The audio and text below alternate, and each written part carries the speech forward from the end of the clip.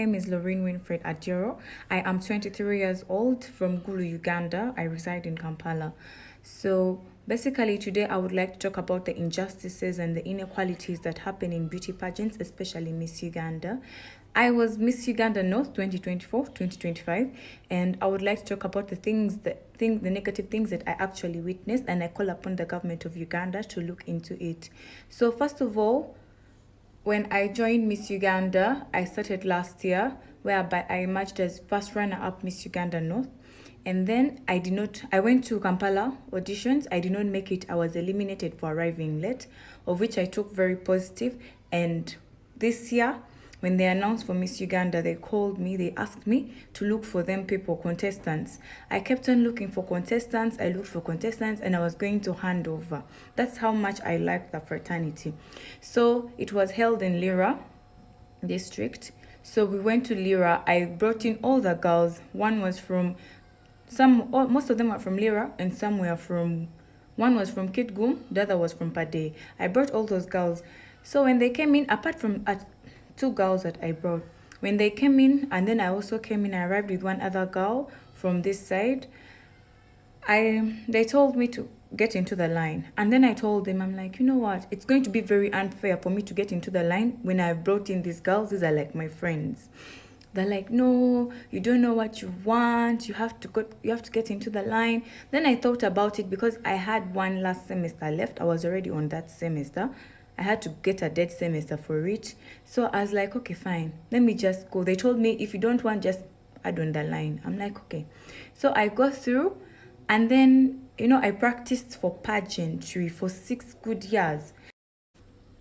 So I would never forget anything that comes in pageantry, because these are things that I study. Miss Uganda is about social work that they don't even know. So I used the social work criteria to answer my questions. I talked about things deep to my heart. As a northern region queen, I actually talked about HIV, because that's the rampant thing, and poverty.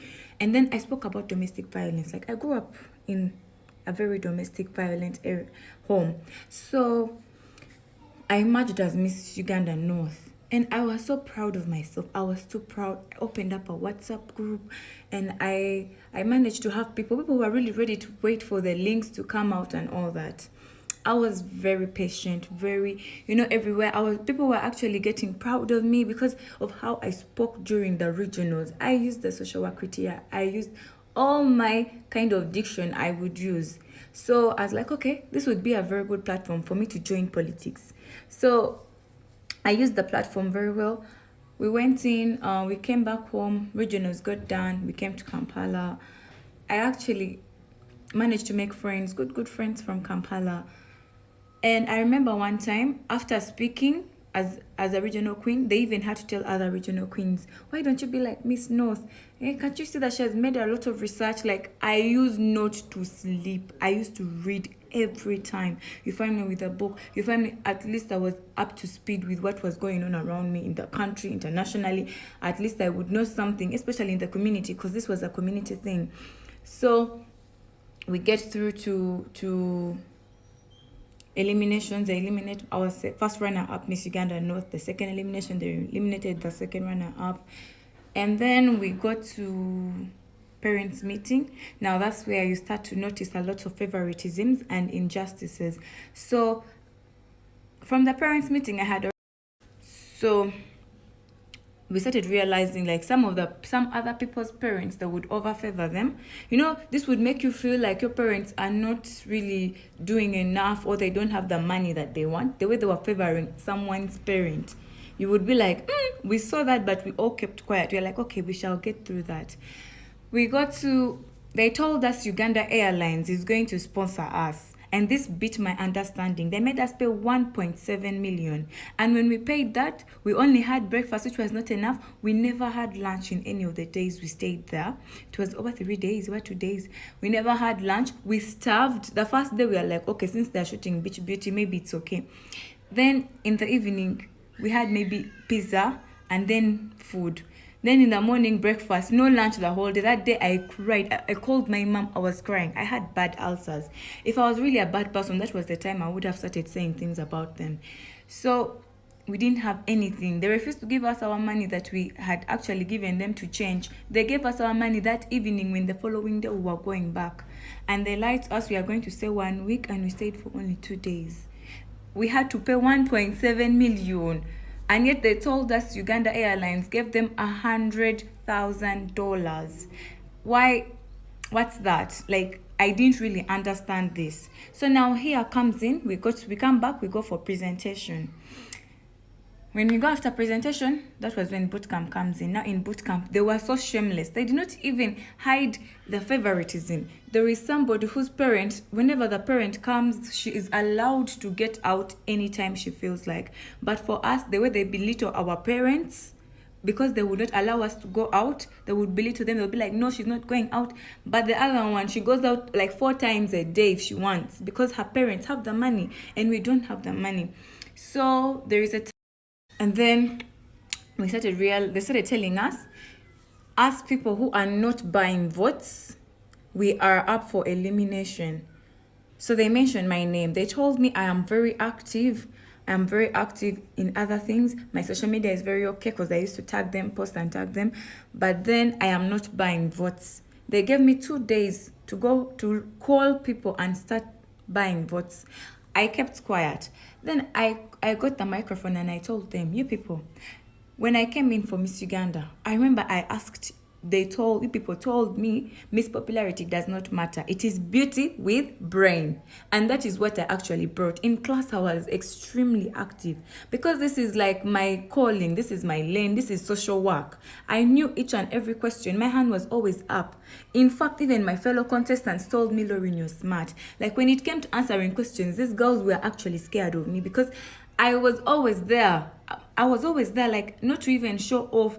Uganda Christian University pushed me through because I'm among the top 5 best students in the social work class 2024. They're like, it's okay if Lauren wants to go. They would even check on me. Our university does not actually like these things, but they pushed me because I had to tell them this is a social work thing, and they're like, it's fine. Go and make us proud. Do you know how many people I have failed? So these people, when I told them, I'm like, you people lied to me. But I've managed to be so active in talent. Other things, I'm very active. Do you know these people make us pay fine? You could pay fine like 10 times a day, and that's 5,000, 10,000, 5,000, or even 20,000. And what do? This is the money that they use for their personal things. I made sure I had only 3 times I was fined. Other people would be fined like 5 times a day, then tell me that I have not been up to speed. I was so active, very active in class. Then they tell me they want to eliminate me. So these people find me sometime, and then they tell me, they're like, Lauren, you know what? They got me one-on-one after the meeting. When I had talked, I was like, people are unfair because I have been very active in other places, but I don't have the money that buys votes. I don't really have it. They find me in the room. They sent the administrator. She came and told me, Lauren, why don't you call Mapenduzi, Balmoy, call some of the MPs and ministers in my area to buy for me votes. We go to churches and we mobilize them to buy for me votes. Like, people, I felt so degraded at that moment. I looked at her and I'm like, So these people think I can do that. This is the time when I would actually get those people and tell them, let us do something, put a borehole in my village or something as a regional queen, instead of asking them to buy for me votes. I think I would be sounding mad. They would not even help me. So then I was like, no, at the moment, one of our honorables is facing issues on corruption. It's very hard for me to face him. So they're like, but your mommy has money. I had realized that from the first day when they saw my mom at the meeting. They just knew my mommy has money. My mommy, I grew up with a single mother, you people. It hurts for my mom to pick 20 million. She told me, let her give you 20 million, you boost the votes and you relax. It hurts. 20 million. My mommy to put in something that is not going to benefit me at all, because we already know the people they want to win. I don't have the height. I'm not really light-skinned or anything. You people, I felt so bad. They started telling me to tell my mom to put 20 million in boosting votes. I looked around and I'm like, you know what? Let me think. I sat down and I thought, and then I'm like, let me just leave. Let me allow myself to be eliminated.